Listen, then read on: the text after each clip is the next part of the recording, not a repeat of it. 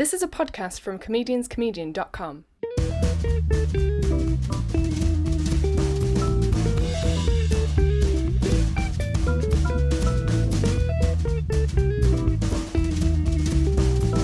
This is the Comedian's Comedian podcast.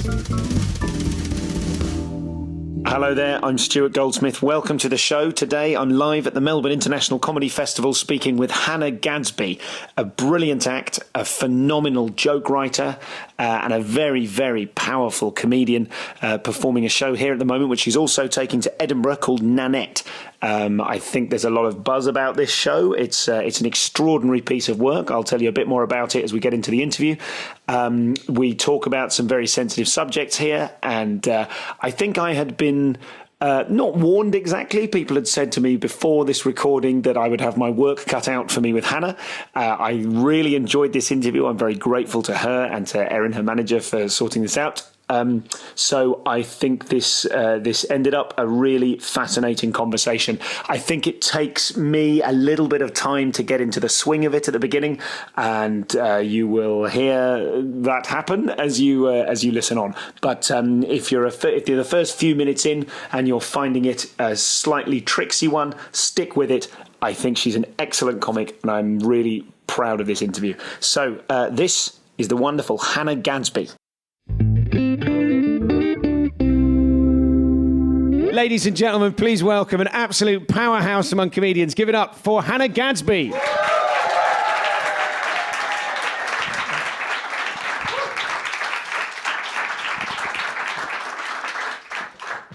Hello. Thank you so much for coming on the show, Hannah. Hey, pleasure so far. I suppose the most sensible point to start in this quite unique conversation for me, I've never spoken to a comedian before who is planning to give up. So maybe we should start with how much truth there is in that, whether that's a solid fact that you're definitely quitting, whether you've got a date in mind to stop performing, or whether it's... I don't imagine it's a sort of a PR fluff idea. I just don't do that. There's several things going on there with that question. First of all, setting a date. I have real trouble with my own diary, and I don't understand. I miss a lot of planes, so no, I haven't set a fucking date. Just like I'll fizzle out. It's my style. I'll just stop. But your turning a phrase there was quitting and giving up. I'm stopping. Quitting sort of suggests that I haven't reached somewhere that I want to be, and giving up. No, I'm pretty good. I'm on a good trajectory. I'm going up. I'm stopping. There's my lift.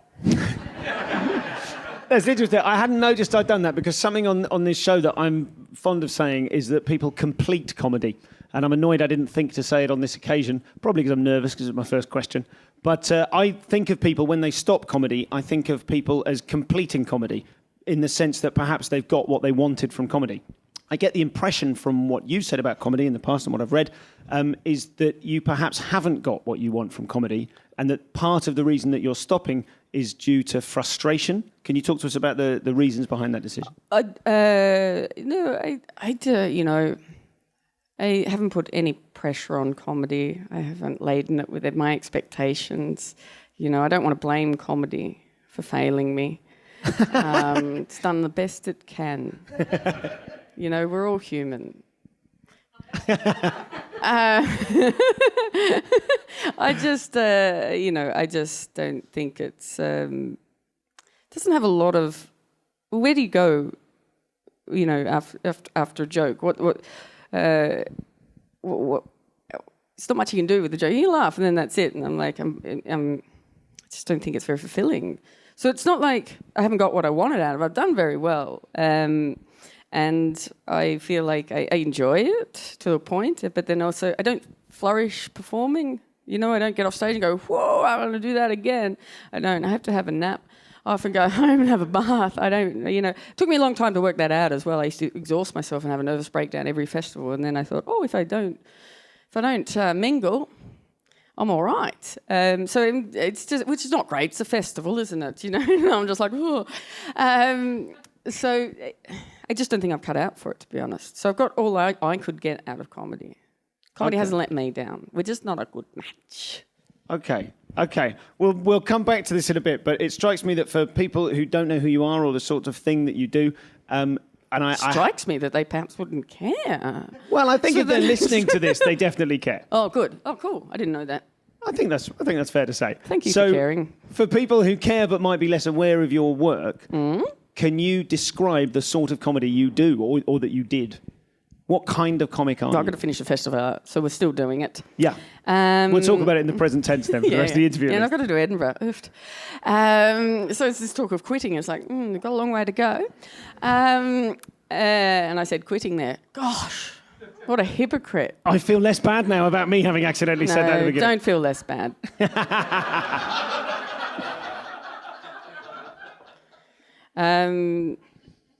What was the question? The question was, what kind of a comedian are you? I hate to put this to comics, but can you describe yourself, or what sorts of things are commonly said about your comedy? How are you described? Distractible. For the benefit of the listener, a door just wobbled. Sorry. I talk about my life and sort of tell stories. A lot of woe. There's a lot of woe in my shows. And I've had an interesting life to do with circumstances and also the fact that I have an interesting decision-making process, which isn't at all a decision-making process. What I do is post-event justification, and that's pretty much what my shows go. I did this thing, and I think this is why. I talk a lot about mental illness because it's comedy, and I think we should be none of us are happy, but neither are plumbers. We're not special. I tell stories about my childhood, which is interesting as well. Well, I think it is, and people pay money to see it, so I keep going. Could you tell us a little bit about... I first saw you at the Edinburgh Festival in, I think, 2006. So I guess, had you won Raw and then went through to So You Think You're Funny? I did. Yeah, I did that. Was that the right date? You were shaking your head. Did I get the date wrong? Well, I know, like I said, no idea how time works. So that's me just going, let's see if you can get this. Yeah, I think years so, ago. 2006, yeah. And I remember I saw you doing the Map of Tassie material. Classic. Classic. It's a classic Gadsby bit. What was your experience of becoming that comic when you first started out? What did you want from comedy? What drew you into it? A friend entered me into a competition that I won, and I just kept going. I'd never held a microphone before. I'd never, had any desire to be a performer. It just seemed like a really odd thing to do. I didn't have a lot of. I wasn't, and I'm still not well versed in what comedy is. Like, I'm not a comedy nerd. I grew up in a regional town in Tasmania. Like, there was no circuit. And my mum didn't like if ever a stand-up comedian was on television, mum would turn it off. This is like her least favourite thing, a man shouting at her and thinking he's funny. And she just, I've got news for him, and just turn it off. Because when I was a kid, that's what it'd be. There's some women apparently doing it now, but back then it was definitely opinions. So let's talk then about your childhood, because some of the things I've heard you say on stage about your mother are sorts of things that I couldn't say about my mother. And I wonder... Because they're probably different people. Well, that is indubitably the case. But you are your comedy, I think, is quite brutal to you and to the people around you. I think the subject matter is brutal. The things that you're talking about are brutal, and you are brilliant at finding the humour in pain. Your show, Nanette, that you're doing at this festival at the moment, that I haven't been able to see because we clash here, but I've listened to it. I've listened to a recording of it. I don't move. It's fine. It's I felt like I could envisage There's a few facial expressions I reckon would have added to it, but other than that. But that piece of material is an incredibly powerful hour that is like, I think it's like listening to someone howl whilst proving their point, whilst being funny. I think it's an incredible piece of work. How? Yeah, I think so. Because I think you are adept at finding humour in pain. And I think from your life as described by you on stage in various clips that I've seen and in this show, has been a painful life. Yes, it has. But it's also been, it's been all right as well. I had, sometimes people say, dysfunctional family. And I didn't really, honestly. My mum is a fruit and nut bar. And I'm a fruit and nut bar. But we're different nuts. And so that meant that, there was, she was probably the worst mother for this kind of nut bar. But over time, we're now incredibly close. So it's sort of this thing like the clash of the nuts, and now we're just, it's a good brew. So when you sort of say that it was brutal, yes, it was, but it was also wonderful. I had a wonderful childhood, so that's how I'm able to find humour in it, because there was real nurturing, great parenting, and all this sort of stuff. But it was just the situation and the clash of, because I have mental illness, but it's not just from trauma. It didn't help, but I have I'm special needs. So, so that's sort of, that is what sort of. It looks like I just go, this is, some awful things that happened to me, and that's why I struggle in behind the face. But really, in reality, it's like I was born with, a particular type of brain that doesn't cope with a lot of stimulus, and I was born into a world that was quite hectic, and into a large family with a mother with a large personality, and in a place where homosexuality was illegal, but it was debated for 10 years, and so all these things, it's all, so there's a lot going on. And I think when you say brutal, I think you really need to, it's brutally honest. And I think most people can be brutally honest, but I think that's what I bring to it is the honesty. I don't, and particularly with this show, I don't pull the punches. I think in all my shows previously, people go, "Oh gosh, you're so open, you make yourself so vulnerable, and you tell these really personal things." And then this year I wrote this show, and I'm like, "Oh, the reason I didn't feel vulnerable is because I didn't finish my stories off, because they're not funny." This is something which we can. I want to talk to you about this, but one of the aspects is, like I said before, I don't want to give away too much about the show for people maybe at this festival or listening who haven't seen it or might have the chance to see it in Edinburgh. But one of the brilliant aspects of the writing, one of the many brilliant aspects of the writing, is you finding your way to that conclusion that when you've used material from your life in the past as material from your life, as a Freudian slip, when you've used events from your life in the past as material, you only told as much of the story as was funny. So how did that feel on stage when you were originally doing that material, knowing that you were concealing elements of the story because they were too painful to be funny? Did you try to tell the whole story ever? Yeah, you learn pretty quick. You read the room. Took one trial show. I might leave that out. No, look, I mean, it's not just the nature of comedy, it's also the nature of memory. So every time I do that material, no, it wouldn't be a problem, because memory works, you remember something, and the time that you remember it changes is the memory itself. So as I tell the material, that sort of almost became the memory. So it wasn't traumatic to stop the story. I wasn't there going, "Yeah, but they don't know." It's sort of like, well, here it is. This is the story as it goes. And it sort of almost became the story, which in a way helped until, you realise you haven't dealt properly. So never really occurred to me that I was hiding something. I was just, people paid tickets. I shouldn't punch them in the guts. But I'm quitting, so I thought, fuck it, I'll leave them with a gut punch.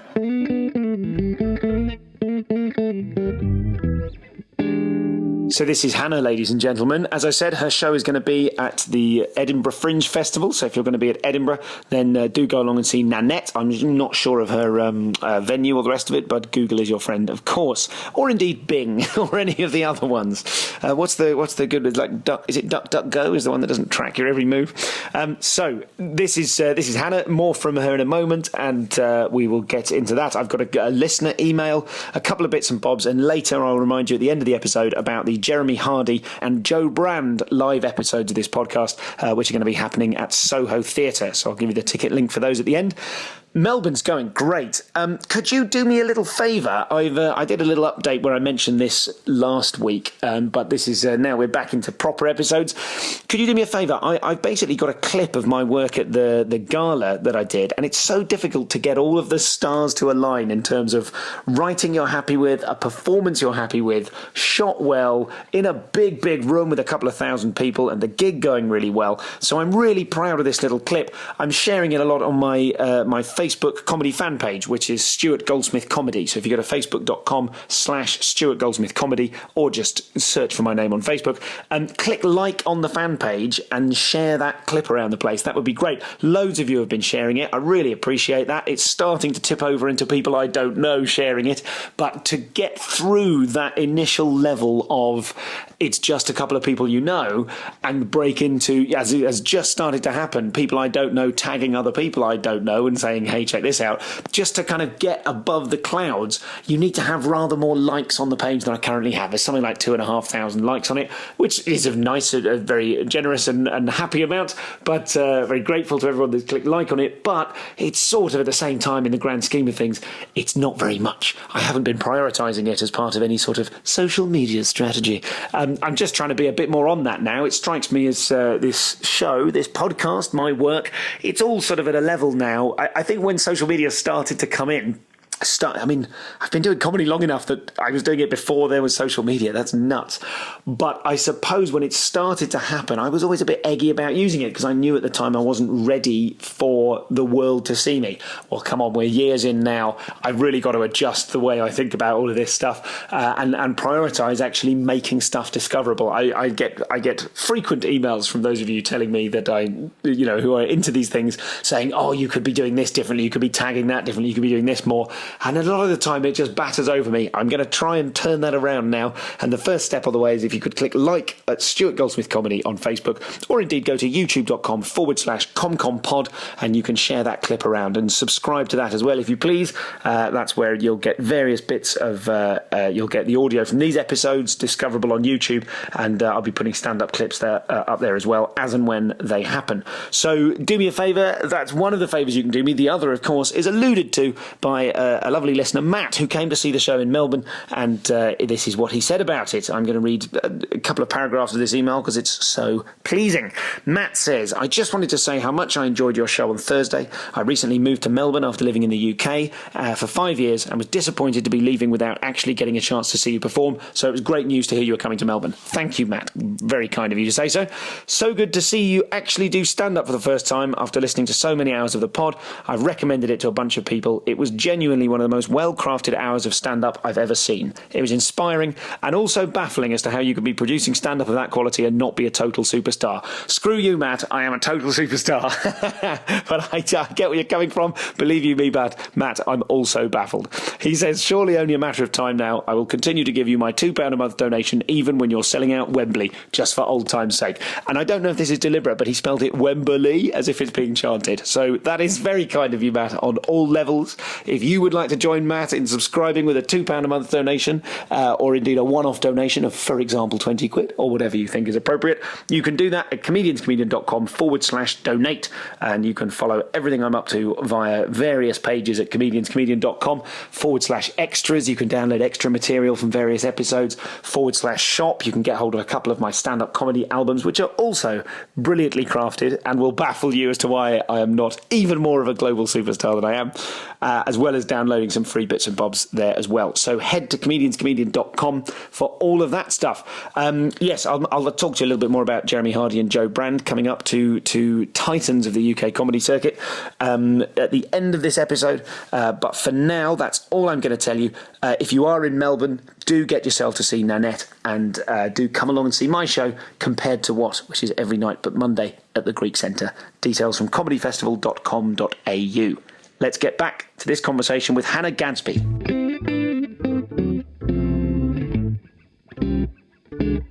So to use as an example, because we were talking about your mother, one of the most striking bits of material that I'd heard in sets that you've done that I've seen on YouTube is this idea that when you came out to your mother, she resisted and she said, "Why would you tell me that? How would you feel if I told you I was a murderer?" Yeah, it's good, isn't it? Oh, well, yeah, good. So good. A very but also film. It was better because, and I leave it out again because, she waffles on, because she was clearly trying to tell me what the worst thing she could think of, and then she thought, no, it shouldn't be the worst thing I can think of. So she backtracked a bit and said, what if I told you I was a murderer or a robber? And that just makes me laugh. That's robber. Burglar, mum. It's robber. And what she was implying was, why are you telling me that you are something that's illegal? No, it's basically, it's a classic homophobic idea where people who don't want to be homophobic go, they say these things as, no, I don't have a problem, but it's none of my business, which it actually is because, then I have to do a lot to hide myself, and that's exhausting, and it makes me feel less than. So it is homophobic, but the idea is, look, I don't want to be challenged by what you are because I love you, so don't tell me. So that's what that was, and I understand that. But at the time, of course, I didn't, because I was a child. Well, not a child, but, I was, in my early 20s, and I'd been raised in a homophobic situation. I was homophobic. So, of course, I read that of course you don't want to know. I don't want to be. I don't want to know this. I hate myself too. So I couldn't read that she still loved me because I hated myself. So it's this sort of circle, there was... and that's the problem I have with these debates where people say, it's so divided. There's a dichotomy where if people are opposed to you, there's no recovery, there's no connection. There's you're a homophobe, you're an idiot, and I always think, what do you expect from that? If you shout at someone who's a bigot, you're a bigot. What is the outcome? What is the constructive part of that? There is no constructive part of that conversation. So you're a bigot, and you're like, you're right, I am. I bet I'm going to change. I want to be more like you and just yell at people I disagree with. It's just not giving any room. And the thing about the debate in Tasmania is that people who had strongly opposing views had to live with each other. And they had to talk to each other and they had to buy milk. You'd be at the pub and just have this, sometimes violent argument about these politics. And the next day you had to work and live and move amongst these people. And it sounds awful, but it's better than what's happening now because nobody is looking anybody in the eye with opposing views, and so they're dehumanising it. And so I feel quite strongly about finishing the stories off because my mum was a homophobe, and I know more than anyone how hard it is to de-homophobe yourself, because I was homophobic and I had the most reasons not to be. So I know how hard it is to turn these cultural constructs around. So just by yelling at people, you're dumb and ignorant, and then broadcasting their views because it's good entertainment is just so toxic and unhelpful. From the left wing and the right wing, it's just because it's not conversation, and because it's all online now, nobody's looking anybody in the eye.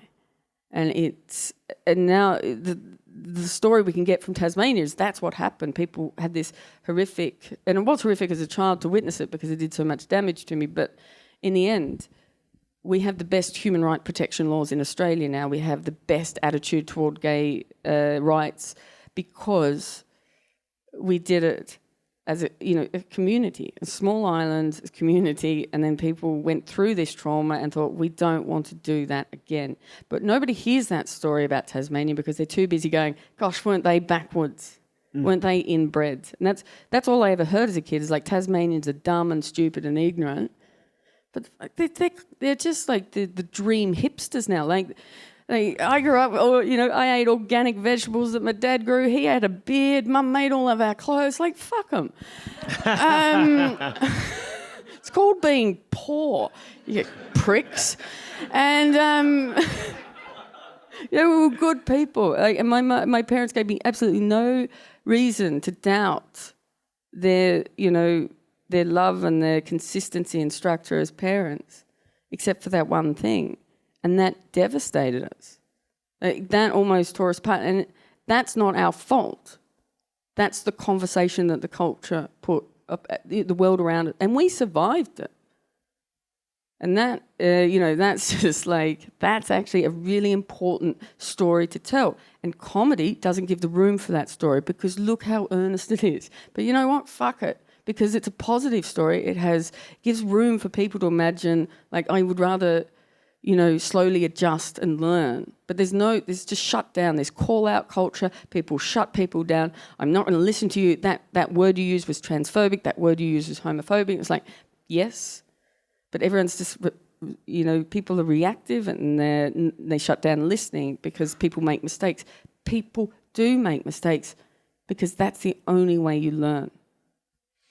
It sounds like those conclusions are pretty hard won from the last 10 years of participating in the discourse. So 20 years. 20 years. Well, because it was 10 years when I was a kid. And then that was 97, they changed the laws, 1997, so I can't do maths, but it's been a long time. Okay. I'm nearly 40, I don't know. In terms of your stand-up practice, I feel like over the different gala spots of yours that I've seen, those moments where you have the opportunity to speak to, as you put it in, I think 2012, people. I'm in people's faces. I'm in the living rooms of people that hate me, and that's an incredibly good set, and it's really confronting. And I was interested to see how your practice as a stand-up, and obviously these are tiny moments from the longer shows you've been doing, how your practice as a stand-up moved from being someone who was telling jokes about yourself and being the butt of jokes about yourself to being someone who was participating in that attempt to look people in the eye, to look an audience in the eye, and with humour obviously try to make people laugh first and foremost, but also try to actually change people. It just wasn't a practice of stand-up. I'm not a performer. Basically I have a think for a year and my show is, this is what I've thought about. And I don't have, there's not a lot of construct around, there's not a lot of filters, and that's why performance is not actually great for me because I don't have this protection. I don't protect myself. Like some performers, it's like, that is a persona. But and it's part of my appeal, because I'm very real on stage, and that's because, shit. At performing, I'm authentic, and so it's. I don't want to let that go unchallenged. I don't want to interrupt you, but you just did. No, I don't think I did, but now I'm interrupting you. You just interrupted me with the. No. To interrupt you? Sure. Sorry. I thought when you said you just did, you were referring to me letting it go unchallenged. Obviously, I did just interrupt you. I'm sorry. Let's put a pin in that concept of you not being a performer and come back to it, because I would suggest you are an excellent performer and your ability to be vulnerable is the type of performance. No, I'm just not scared. So I'm not performing.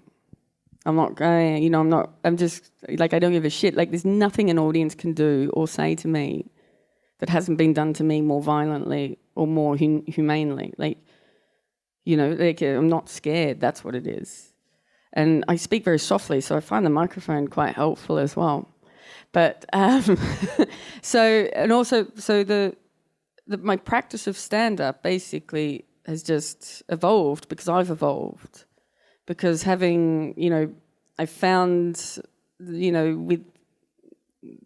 as I've stepped up and, found success, I've also found confidence, and I found, solidified my sense of self. And so I went from self-deprecating to just you're not much chop yourself. But it's always still, because, self-deprecation is a very important part of likability. But it's also, for someone on the margins, it's a very important part of survival. And I call that out in this show. It's like self-deprecation is an apology. And I shouldn't have to do that. So, I do a little bit. I do say sorry, but I'm trying not to say sorry. So you're welcome. When you first started performing, you were signed up for a gig without wanting to be? Well, I kind of did. Like I was, because I was with a mate. I'd been working on a farm. I'd studied art history, and there were just no jobs. And my shoelace. Anyway, and I'd had an injury at work. I was planting trees, and I'd sort of torn all the... Oh, God, I'm boring myself. Anyway... No, go on. You just said you tore, and then you're like, no, it's boring. We're like, what did you tear? Jesus. All the ligaments in my wrist, and I had to have it fused, and so I had quite a bit of surgery. So I was on compo, but I because when you plant trees, you earn by seedling. Each, like something like 5 cents a seedling. I'm sure it's gone up a cent or two in the meantime, but so it's pretty hard work, and I'm slow, so I wasn't earning a lot of money, and so when I had the accident, this piece of machinery just sort of flipped my hand back and did some damage, and they go, well, your compo's paid out from what you earned the previous week, which was my first week planting trees, which was really slow. So I just hadn't, they're like, so you've got $72 a week to live off.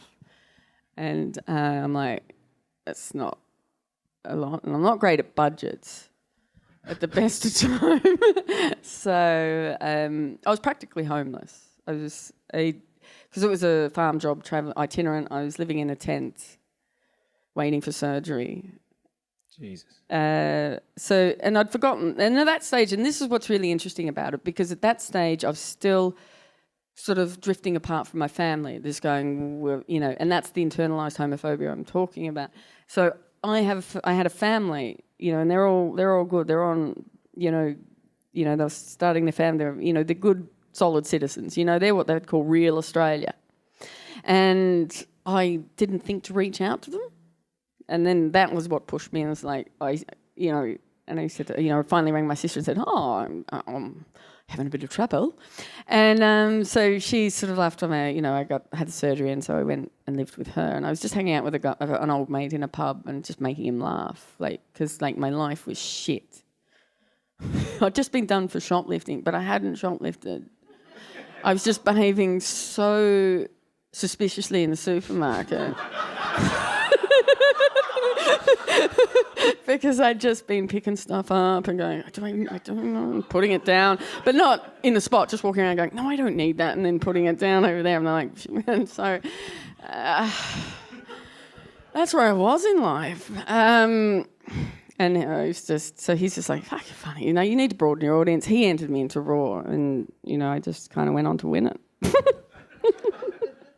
And when you prepared to go on stage, had you written stuff down, or had you just had an idea of a thing you might say? No, at that stage I was writing things down, yeah. But it was also around material that I'd been saying for years, because it was all around, the Made Tasmanian stuff was all the stuff I'd developed when I'd first moved to the mainland, because they were all the jokes that I'd always heard about how stupid Tasmanians were. So I'd just say them before them and more charmingly, and so then people would stop expecting stuff from me. So, it was, my first 5 minutes was old rope.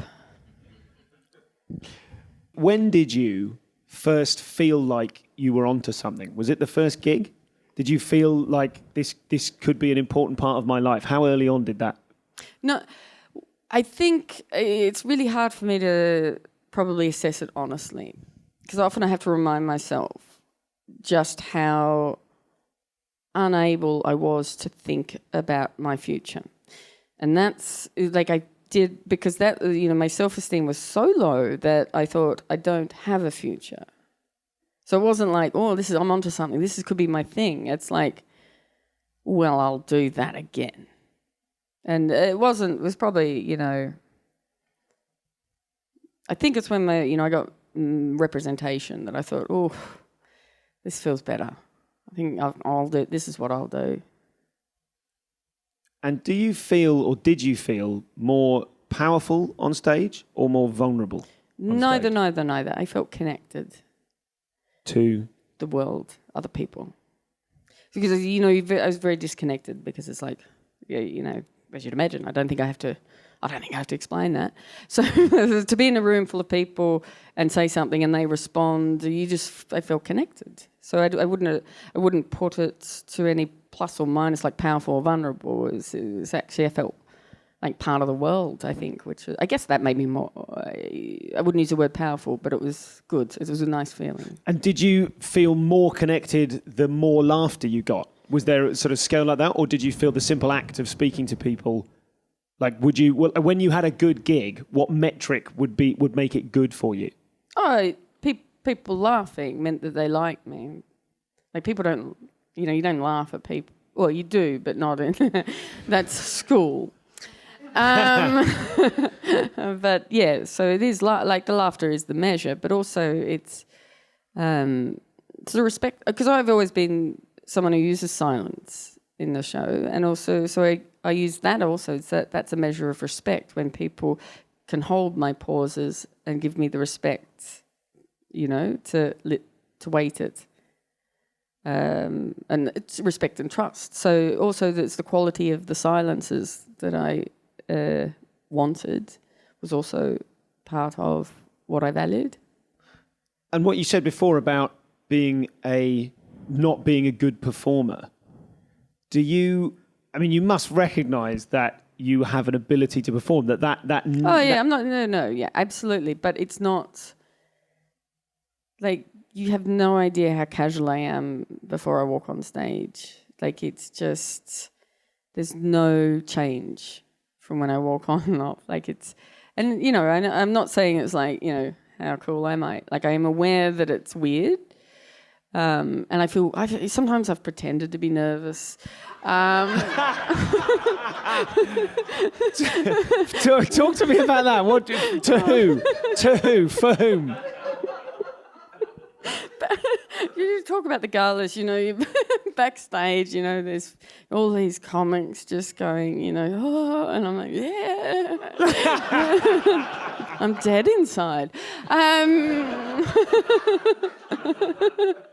Yeah, it's really. I think what I experience is post-show nervousness. Not about how did that go. I experienced the sort of nervous feelings after the show. I get a bit like twitchy, like, oh, I don't know. I'm nervous after. Yeah, so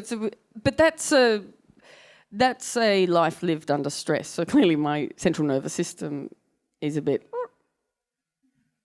but my empathy's there because I pretend to be nervous amongst other nervous. So when you're 4 or 5 years into your career and you're motoring along, you're doing festival shows, you're starting to develop an audience. Something I've heard you say in the past is that you're sort of surprised by how accessible you are, because you've picked up an audience that is like, you're not a niche comedian. You've got a following that is, I think, for someone of your sexuality, you're very accessible. You'll have straight white men come and see your shows rather than. Yeah, I think it's beyond sexuality though for me as well, because I understood why I had such a quick start, a quick run, because comedy is about disruption. Basically, there's expectations and they're not met. That's funny. And so when I wander onto stage, I'm this slow-moving fat lesbian from Tasmania. So people go, okay, let's, it's those quick judgments that you put together there. It's like, okay, fat, well, you must be stupid because you just don't remember to stop eating. And then that's what people do, trust me. They think you think, because they also think that, fat people are deaf. So that, and then, slow moving in Tasmania, again, stupid, backwards, that sort of stuff. And lesbian, oh, you're angry. And I'm just none of those things. I'm really, really intelligent. I'm really softly spoken. I'm really gentle. I'm not angry. I'm confused. So that's why I had early success, because immediately I was funny, because people were like, yep, clock this. Fucking what? What even is that? And so that's what it is, this quiet charm that I have. So that's, it's a lot of stuff I just said there to a question I don't remember. I think I was talking about accessibility. Yes. So it's all those things that make me accessible. I'm disarming. But it does surprise me, because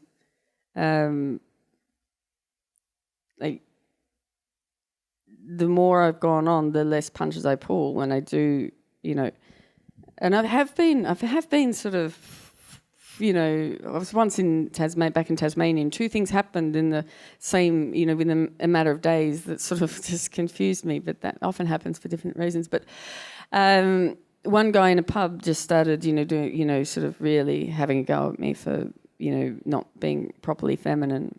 And I was with a bunch of other comedians who were doing a roadshow thing, and they just sort of stepped in and moved on, and it was fine. And I didn't feel unsafe. I felt humiliated, because I thought I'd done all this work to stop that. But then the next day I was walking down the street, and it was and this guy, the type of guy I don't trust, has that energy, big energy, and aggressive, angry at the world kind of guy. And he just came up to me, and he had an opinion, and he says, just like, "You're that comedian." I'm like, yeah, sorry. He goes, "I fucking love what you do. You're so powerful. The stuff around mental health, it's so important. Fucking keep it up." Like, he was as bogan as it comes. I'm like, "Thank you, I will. I won't stop. So that's more the surprise that I have, that you just can never tell. Like, and the guy that was being awful to me was a drunk white collar guy. White colour man. He was that as well. So your vulnerability on stage, or if vulnerability isn't the word, you're not vulnerable, but your openness. You used a word to describe it earlier on, which I've forgotten, I'm afraid. Honest. Your honesty on stage, which is magnetic to an audience. I think to an audience yet. Not on one-on-one. You should have seen us before. He's like, "I'm going to move over here." It's a magnet joke. But that's... So glad I'm not the only person that didn't immediately get that. I'm not always good. The honesty that you employ on stage, you're not employing, you're just being honest. Like you said, you walk on your... I meant to ask about your... the development of your voice. Comedians often talk about finding their voice on stage. Is that a process that you went? Was there any honing between the you from the word go and the you that walks on stage 10 years later? Just me evolving as an adult human. That's what the change is. They said that, when they said that, it was like, 10 years you find your voice. That's what and it's 10 years now for me, and I'm quitting because I've found my voice. Don't need it anymore. Don't need your coaching anymore, comedy audiences. And I have found my voice, but it's not the comedic voice. I'm taking this voice in the world, So it's not, I don't feel like I found, because I had my comedic voice the moment I walked on stage. I was good, because I'd been honing it for 10, 20 years anyway. So I've got a different comedic voice than I had then. Yes, and it's taken me 10 years to get this, but I think it's also, I have self-esteem now. So if the engine beneath it is the self-esteem, what kinds of visible changes are there in that actual voice that we see on stage? As you visible changes in my voice? Yeah, in your persona. The difference between watching a video of you 10 years ago and watching you now, what differences are there to you? What differences do you identify in what we receive as an audience? Well, one thing hasn't changed. I don't watch videos of myself. Could you hypothesize? I make more of an effort to dress well. Why? Well, think it's a nice effort to make people. I don't know. I don't actually think I understand your question. I mean, if the difference in your voice between 10 years ago, say, and now is the difference in your own life, your own voice, because of your self-esteem, what would an audience see as that a difference? Would an audience recognise that you have more self-esteem, or would they see different elements of what it is? You've seen a lot, haven't you? Everything, yeah. I can clock Shores in the fucking front row too. It's really annoying. So now you're a reviewer, and I'm like, what's she doing in the front row? I don't know if you're reviewing. And anyway, yeah, I know you're a fan as well. Everyone's a fan, aren't they? No, sorry, I don't mean that. But how would you say then? Because I'm clearly not great at self-assessment here. Very strong and powerful. Very straight. Very straight. You're not a fan. When I started? No. Because like I said, what I am off stage is what I bring on stage. So it's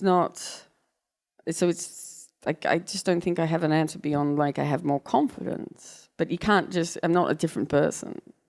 So the honesty that you have on stage, if you are in previous shows, you're someone who comes on stage, talks about your life, and one of the features of your act, one of the features of yourself that is so engrossing for an audience is your honesty and as well as, let's not just pretend it's all about that. You're a brilliant joke writer. You've written some fantastic jokes. You're very good at finding... It's okay, I'm fine. My self-esteem's good. That's an interesting thing. Like, I think I'm paying you compliments, and it's interesting that you would joke about being paid a compliment. No, you're justifying a compliment that you thought perhaps you'd missed. And I'm like, you don't have to do that. I know I'm good at jokes. It's fine. Okay. So what I wanted to ask was about, in terms of the show Nanette, when you seem to have approached that show from the point of view of, that's it, fuck it, I'm out. Now I can say what I want. Or not, it's not quite, it's something, my question is something to do with that. You always said what you wanted, and yet you seem to be saying what you want with this show in a different way, in an even more honest way. Because that comes down to less about me and more what I don't think comedy can provide me, and that is the pressure to leave with a laugh, to tell a story around the idea of jokes. I believe is an inefficient form of storytelling. So it puts the focus on the wrong. It puts the focus on the wrong part of the story. Stories need catharsis, and catharsis isn't funny. Trauma is funny. These things are funny, and by not finishing the stories off, I found the creative part of it lacking. So that's what's changed, is that now here's all the jokes. I've got all the jokes you need, but this is my worldview. And, I don't think you can have a worldview that's positive in this world. Like, shit needs to change. So comedy's not going to accommodate that, is it? Comedy's not going to accommodate a constructive worldview because it stops for laughs. So does this open the door for you to come back to the festival next year with a storytelling show that isn't a comedy show? I mean, do you anticipate... there's loopholes, isn't there? But do you anticipate continuing to be an artist but not a comedian when you say you're stopping? I don't anticipate a lot. That's why I've had the life I've had, because I'm not good at working out what the effect of stuff is. I haven't thought a long way forward. Like I said, I'm honest. I'm honest. I have to stop doing this because it's not helping me evolve as a human. So it seems that there are two. Are you doing career planning for me now? So you're trying to help me out? What can I do? No. I'm trying to unpick the decision to stop. It sounds to me like it's coming from two places. One, that you're frustrated with the inability of the art form of comedy to articulate the things that you want to articulate, and that you are also I mean, you talk in the show about comedy just frustrating your anxiety or generating anxiety. That's a really important point too, because also the lifestyle of comedy doesn't suit me. Is I don't cope well in new environments and new situations, which is constantly what I have to do in comedy. And I've missed so many flights in the last year. Like travel is, leaving the house is, it's a tough job for me. I got dogs to help me get out of the house. And then they want to be fed and I have to have food for them. Like, it's big job. They're still alive. I'm doing a really good job. But yeah, so it's not a lifestyle that suits some, it's not it's an industry that means you have to have a lot of, strength. And I've got a lot of strength, but it's not the kind of strength that flourishes. In order to have the kind of strength I have, you have to dilute it in order to have the kind of strength that this industry demands. I don't quite understand what you mean. It means in order for me to maintain a comedian's lifestyle, I have to stop being vulnerable. And, I have to toughen up. I have to do all these sorts of things. I have to not do the things that nurture my kind of creativity, which is things like consistency, routine, gardening, those sorts of things. In order to keep being a comedian, I have to stop doing the things that give me the time and the mental health to have the kind of deep thoughts that make me a distinctive voice. So with this show being, there's a lot of excitement about the show. Not from me, is there? Look at me. I've heard a lot of people talking about the show. I've been listening for it, but I've also been hearing it.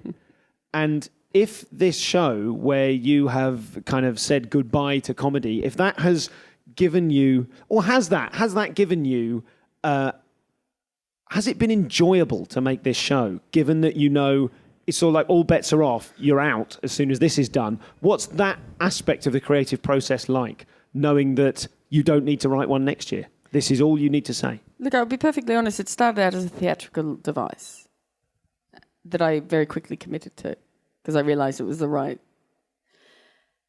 But it doesn't fit me, because that's not the main point of this show. The things that I'm saying in this show are what occupies my mind. That's why I'm not thinking about, oh gosh, what will I do next year? Because the show I feel is bigger than me. It's not, you know what I mean? Like, it's a deeply personal show, but I'm showing how someone on the margins has the same kinds. Struggles of humanity that everyone has. And so that's what occupies my mind about the show, not like, what do I do next year? I've been homeless, I'm fine now. This is going to be fine. I'll do something. When you say it started as a theatrical device, what do you mean? Well, just sort of like, it started as a throwaway line I did in the... Because in my mind, I'm like, I need to... I need to prepare the audience for what I'm about to do, because what I do is technically unfair. People come to a comedy show open. I've set up, and particularly me, my audience, they trust me. I've taken care of them, taken them dark places, but I've always taken care of them, and I don't take care of them in this show.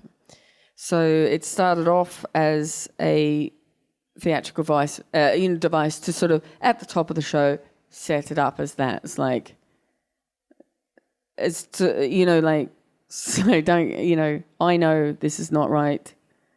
This is why I'm quitting, kind of thing. So, but, like I said, my theatrics always then just come back to, that's the right thing.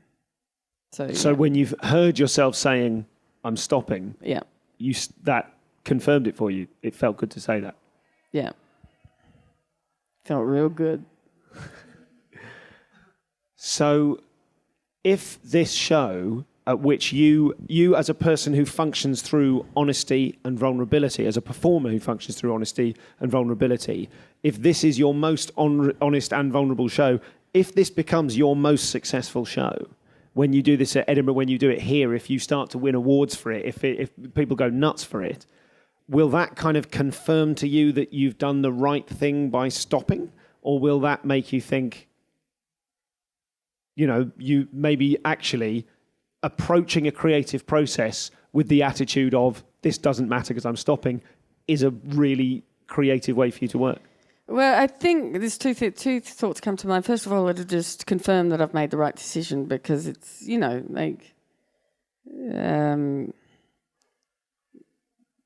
like it's a fully evolved show it's the only show I could have written. If anything, if I was going to, continue doing comedy on any level, what I would do is I'd like to help nurture a more diverse sort of situation of voices. It's very white. Comedian. It's very important to be self-deprecating as a comedian, but there's not a lot of comedians from Struggle Town. There's just not. Because it's a real indulgent thing to do. And you have to have a safety net. My safety net was couldn't get any worse. But, blessed was my white skin. But there's not a lot of diversity in comedy. And I'm a feminist in that I don't believe in equal rights. I believe in... Well, I do, sorry. But we're... And that's all we've got time for. Okay. Fuck them. No, I believe that if you have a platform and you find yourself in a situation of power, which is what I have done, then it's my responsibility to then help people who don't. So, yeah, I don't see my success of this show as anything other than people are ready to actually hear stories and feel like, go on a journey from people that they don't know my experience. I've told them and it's impacted people. So I think we need to hear these stories. We need to nurture talent that comes from places that most comedians don't come from.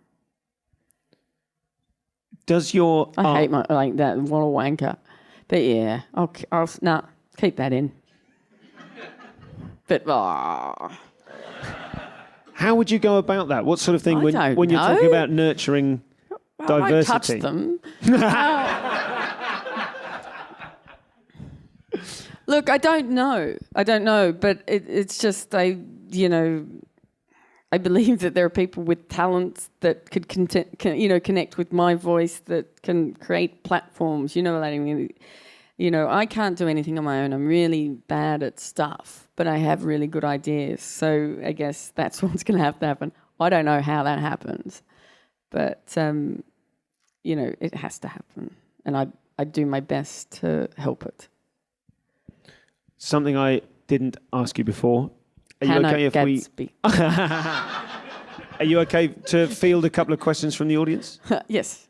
Ladies and gentlemen, we've got 3 or 4 minutes left. I should have prepped you for this before and I didn't. If anyone has a question for Hannah, feel free to ask it. I'll need to repeat it for the sake of the recording. Normally I'd say this in advance so that we don't have a slightly eggy pause now while everyone goes, oh, I hadn't thought of anything.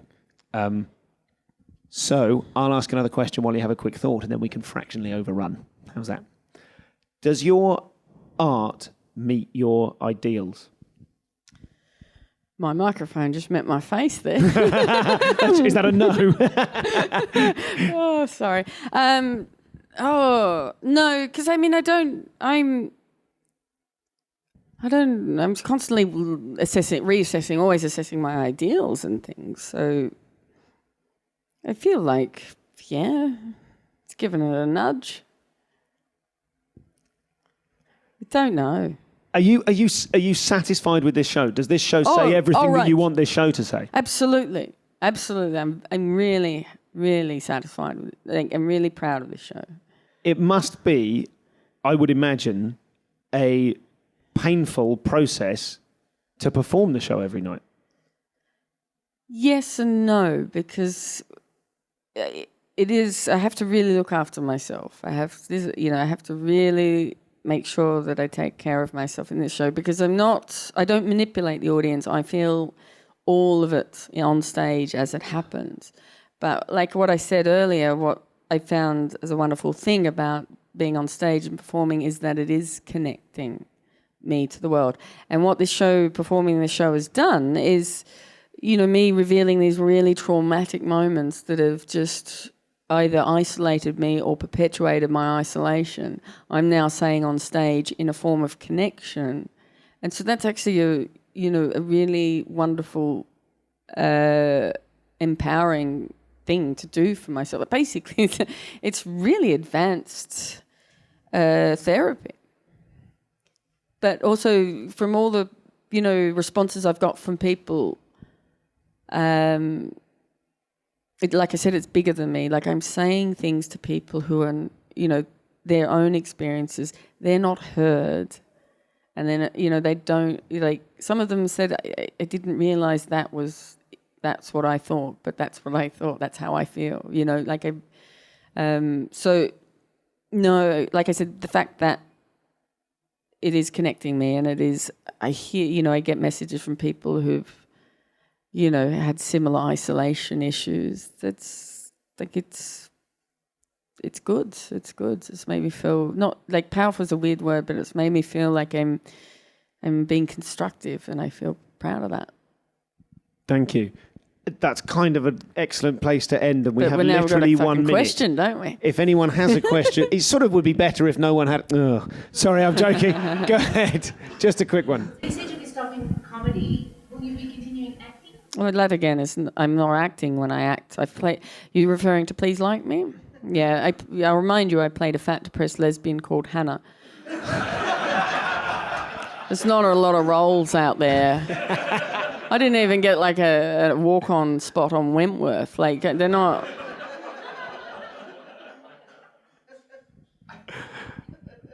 Ladies and gentlemen, please join me in thanking the brilliant Hannah Gadsby.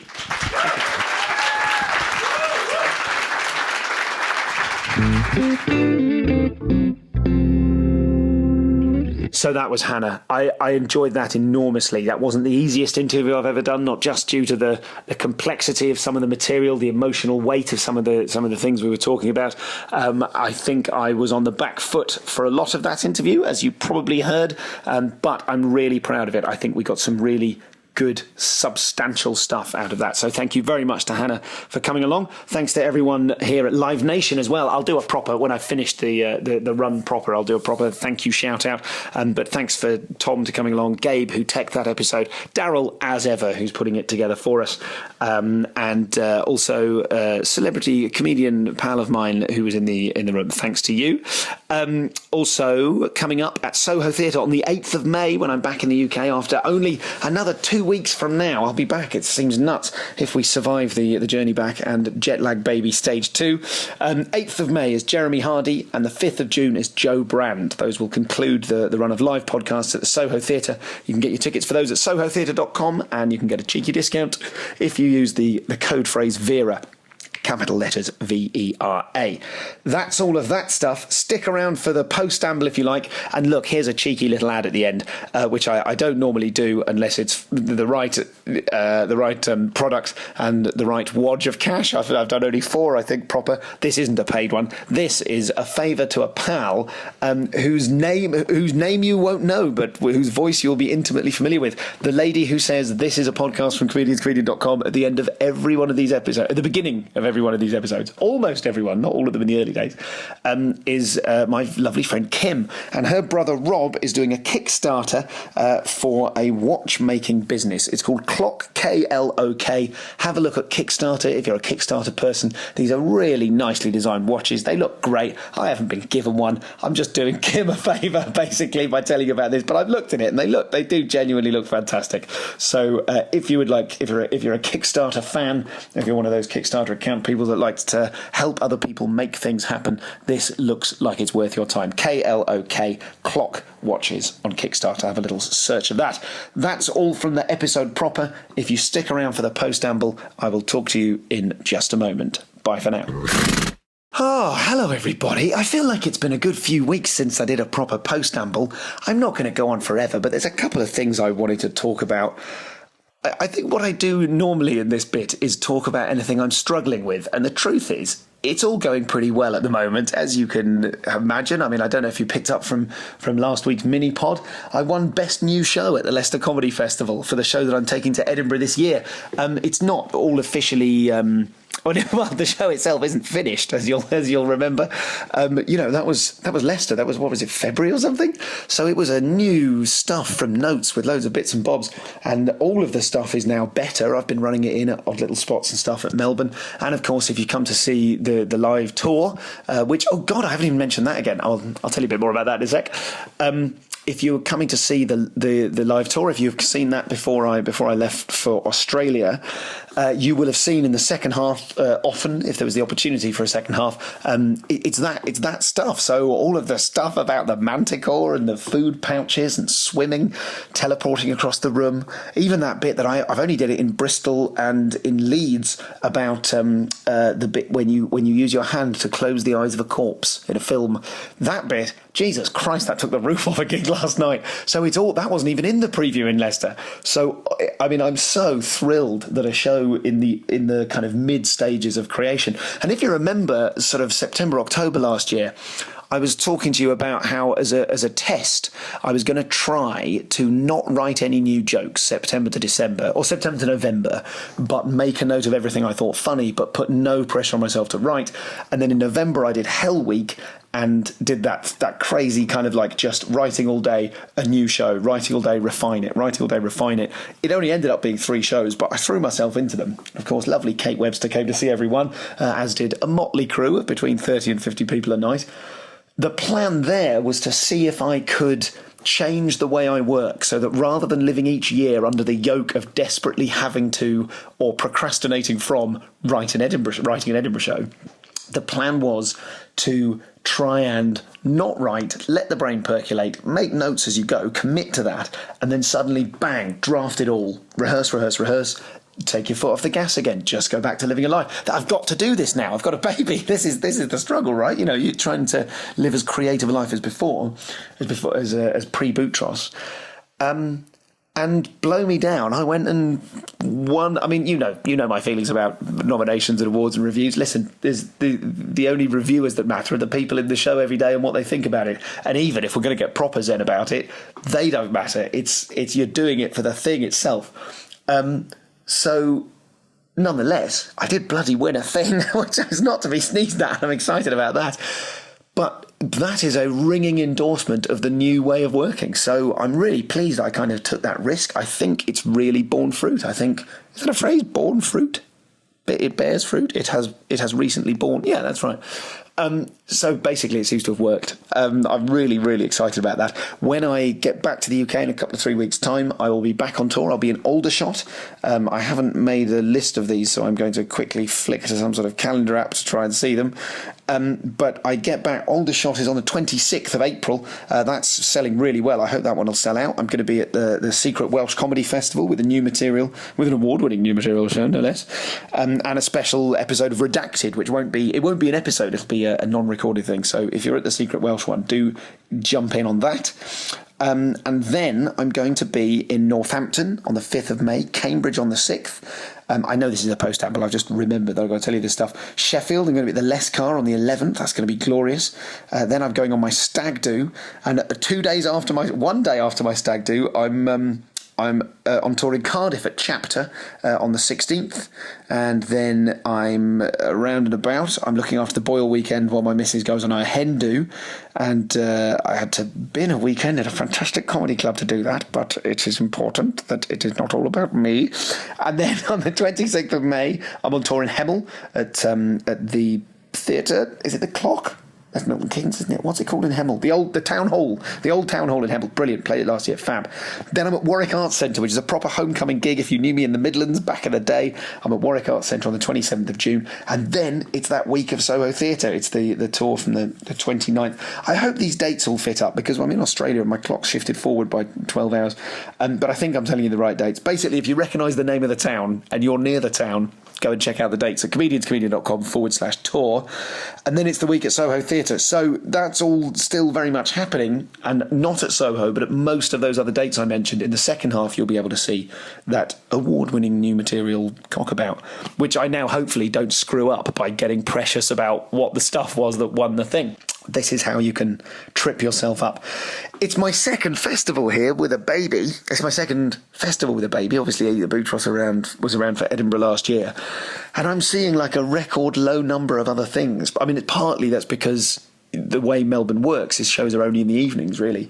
But it's also partly just wanting to be a good parent rather than just go, right, you literally hold the baby and I'm going to zip around doing stuff. So I do feel a bit stretched, but it's I've seen some great stuff. I'm seeing Luke Heggie. He's just one of my favourite acts. I might try and get him back on the show. He doesn't come to the UK, so it's bittersweet to talk to him. And there's a limited amount that I can advertise the brilliant Luke Heggie to you lot. He's just absolutely glorious. So me and the missus have got a babysitter tonight. We're going to go and see Luke. I saw Erin Chen, who I'm convinced is the new Matt Ewins. He's the Australian Chinese Matt Ewins. The first 5 minutes of his show, I probably slightly ruined the show because I was laughing so hard. You know that thing when someone in the audience is enjoying it so much it puts off other people in the audience?